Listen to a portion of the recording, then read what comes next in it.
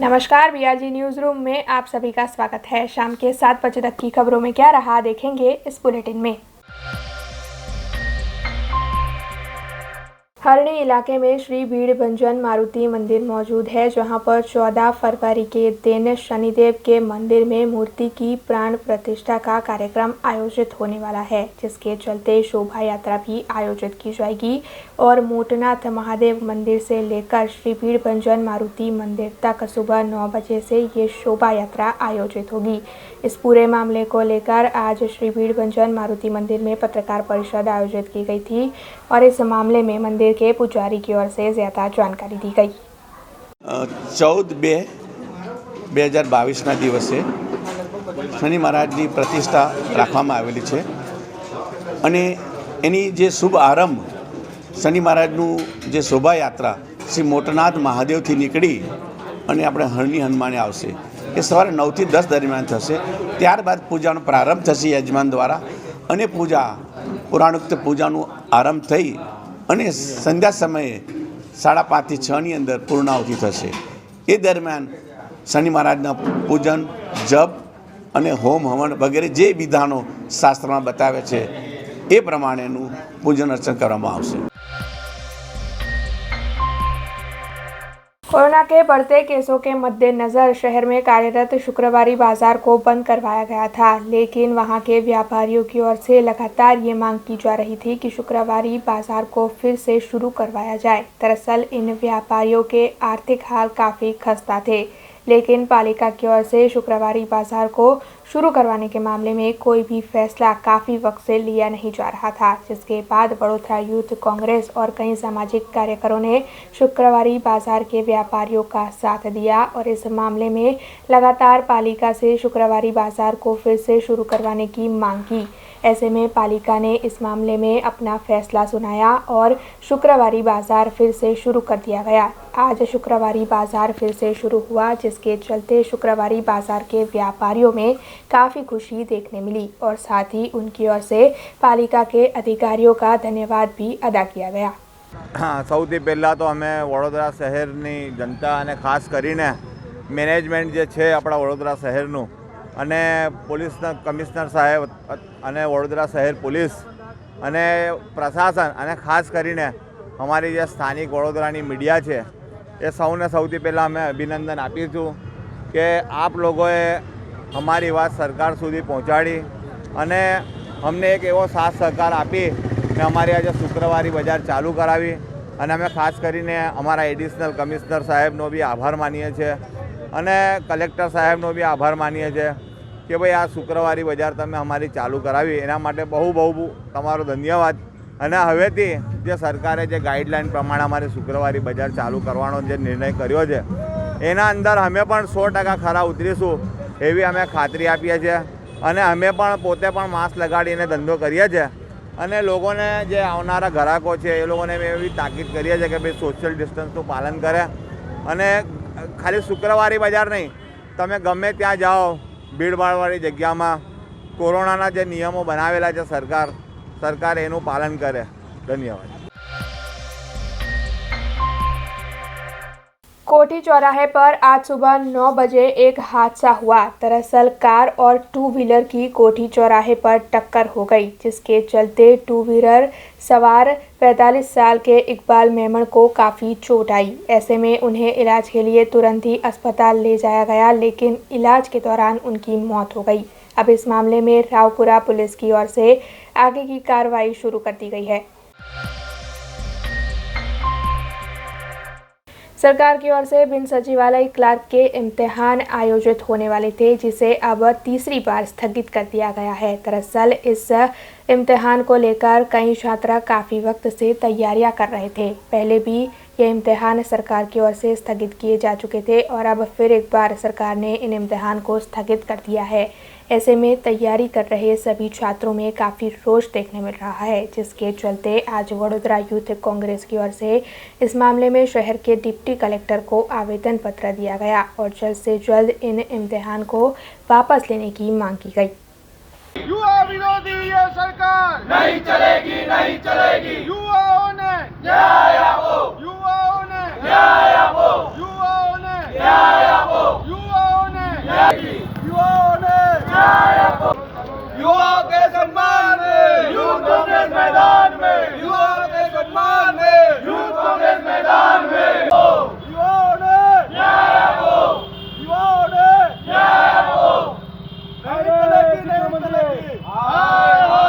કોંગ્રેસ દ્વારા કલેક્ટરશ્રીને અમે આવેદનપત્ર આપવા આવ્યા હતા કે જે 13 તારીખે ગૌણ સેવા પસંદગી મંડળની પરીક્ષા લેવામાં આવવાની હતી તે પરીક્ષા રદ કરવામાં આવી છે। યુવાનો છેલ્લા 3 વર્ષથી આ પરીક્ષા માટે તૈયાર કરી રહ્યા છે। વારંવાર કેન્સલ કરવી, પેપર ફૂટી જવું, જાણે આ સરકારનો અને આ નિગમનો જાણે કાયદો બની ગયો હોય, વારંવાર એને કેન્સલ કરી નાખવી, યુવાનો સાથે છેડા કરવા। જ્યારે યુવાનો 3 વર્ષથી પોતાની મહેનતથી અને પરિશ્રમથી તૈયારી કરતા હોય અને એને 2 દિવસ પહેલાં ખબર પડે કે આ પરીક્ષા કેન્સલ છે, તો ત્યારે એના ભવિષ્ય માટે એને અંધકાર દેખાતો હોય। સરકારી પરીક્ષાઓ માટે જ્યારે આજે 2500ની જગ્યા માટે 10-10 લાખ ફોર્મ ભરાતા હોય, ત્યારે આવા યુવાનો સાથે આવી જીવનના ઘડતર સાથે છેડા કરવાનું આ સરકાર બંધ કરે તેવી અમારી આજે રજૂઆત હતી। कोयली गांव में रबारी समाज के युवाओं की ओर से गायों की तस्करी के रैकेट को उजागर किया गया था। हालांकि बीते कई वक्त से ऐसे कई किस्से सामने आ रहे हैं। ऐसे में रोष में आए सभी लोगों की ओर से ऐसे तस्करी करने वाले लोगों पर कड़ी कार्रवाई करने की मांग की जा रही है। कोयली गांव में हुए इसी किस्से को मद्देनजर रखते हुए आज रबारी समाज और भरवाड़ समाज के अग्रणी हाथ में बैनर लेकर पुलिस कमिश्नर की कचहरी पर पहुंचे और वहां पर उनकी ओर से पुलिस कमिश्नर को आवेदन पत्र देते हुए ये मांग की गई कि इन आरोपियों पर कड़ी से कड़ी कार्रवाई की जाए और ऐसे जितने भी किस्से उजागर हो सभी आरोपियों को कड़ी सजा सुनाई जाए। गाय बचाओ, देश बचाओ, गाय बचाओ, देश बचाओ, गाय बचाओ, देश बचाओ, गाय बचाओ, देश बचाओ, गाय बचाओ, देश बचाओ, बचाओ। आतंकियों ने सजा करो, आतंकियों ने सजा करो, आतंकियों ने सजा करो, सजा करो, सजा करो, सजा करो, देश बचाओ, देश बचाओ। બુધવારે કોયલી ગામમાંથી જે માલધારી સમાજના યુવાનો દ્વારા જે કસાઈઓને પકડવામાં આવ્યા છે, એ કસાઈઓ છેલ્લા લગભગ 15થી 20 દિવસમાં 15થી વધારે ગાયોની ચોરી કરી છે। છેલ્લા 6 મહિનામાં આ જ મહી કાંઠાના વિસ્તાર જેવા કે કોયલી, કરોડિયા, ઉંડેરા, અનગઢમાંથી લગભગ 250થી 300થી 400 ગાયોની ચોરી આ લોકોએ કરી છે। પશુપાલકો અવારનવાર આ ગાયોની ચોરી બાબતે પોલીસને રજૂઆત કરી છે, કલેક્ટરશ્રીને રજૂઆત કરી છે, ઇવન ગૃહ મંત્રાલય ખાતામાં પણ એની રજૂઆત કરી છે કે આ ગાયોની ચોરી અટકાવવામાં આવે। એનું કારણ ફક્ત ને ફક્ત એવું જ છે કે આ ગ્રામ્ય વિસ્તારમાં ફક્ત ને ફક્ત માલધારી સમાજ નહીં પરંતુ દરબાર સમાજ હોય, પાટીદાર સમાજ હોય કે તમામે સમાજના ગરીબ લોકો આ પશુઓ પર નભે છે અને જ્યારે તેમની પશુની ચોરી થઈ જાય ત્યારે તે બિલકુલ નિર્દયી રીતે અને એમની પરિસ્થિતિ દયાજનક થાય છે। જેથી આજે રબારી સમાજ, માલધારી સમાજ, ભરવાડ સમાજ ને તમામે તમામ માલધારી સમાજની એક જ માંગણી છે કે આજે આ જે કસાઈઓ પકડાયા છે એ કસાઈઓને કડકમાં કડક કાર્યવાહી કરવામાં આવે। કારણ કે આ ફક્ત ને ફક્ત 3 કસાઈ નહીં પરંતુ આ લોકો જે છેલ્લા 10-12 વર્ષથી આ તબેલામાં રહી અને જે રેકેટ ચલાવતા હતા, એટલે આ રાજ્યવ્યાપી એક કૌભાંડ છે અને આ રાજ્યવ્યાપી ગૌ તસ્કરીનું જે રેકેટ છે એ બહાર લાવવામાં આવે અને એના પર કડકમાં કડક કાર્યવાહી કરવામાં આવે તેવી માંગ આજે પોલીસ કમિશનરશ્રીને અમે કરવા આવ્યા છે। पश्चिम रेलवे की ओर से एक पहल करवाई गई है जिसके तहत रेलवे इंजन में ड्राइवर के केबिन के अंदर और बाहर नाइट विजन कैमरा लगवाए जा रहे हैं और अब तक 18 नाइट विजन कैमरा लगाए जा चुके हैं। पश्चिम रेलवे की ओर से रेलवे इंजन में ड्राइवर के केबिन के अंदर और बाहर नाइट विजन कैमरा लगाने के कार्य को शुरू करवा दिया गया है। दरअसल इस कैमरा को CVVRS यानी कि crew voice and video recording system के नाम से जाना जाएगा।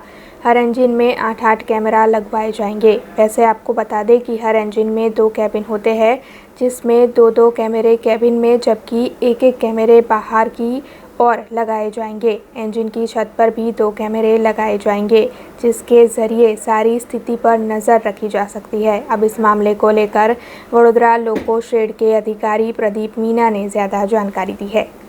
तो ये जो कैमरे हैं वडोदरा लोको शेड के 17 लोकों में अभी लगाए गए हैं और ये अभी ट्रायल बेसिस पे है। अभी फाइनल स्पेक अभी फाइनलाइजेशन में है और इसमें इसका पर्पज़ जो है वो हमारी कैब का जो इंजन LP और ALP जो चला रहे हैं उस कैब का वीडियो एंड वॉइस रिकॉर्डिंग को करना है, जो कभी पोस्ट इवेंट कोई फेलियर होता है या कुछ होता है उसमें एनालिसिस में, और ड्राइवर की ड्राइविंग टेक्निक कैसी है उसको देखने के लिए काम में आता है। और इसमें एक ट्रैक को फेस करते हुए भी कैमरा लगाया गया है, जो इन केस ऑफ कोई एक्सीडेंट है तो कुछ यानी साक्ष्य जोड़ने के काम में, पोस्ट इवेंट एनालिसिस के लिए काम में आ सकता है। यानी ये जिस तरह के कुछ केसेस होते हैं तो उनमें ड्राइवर कितना अटेंटिव था, यानी कोई लोको फेल हो रहा है इंजन पे कोई तकनीकी खराबी के कारण, तो उस दौरान उसने वो था नहीं अटेंटिव और उसने कुछ काम किया नहीं किया।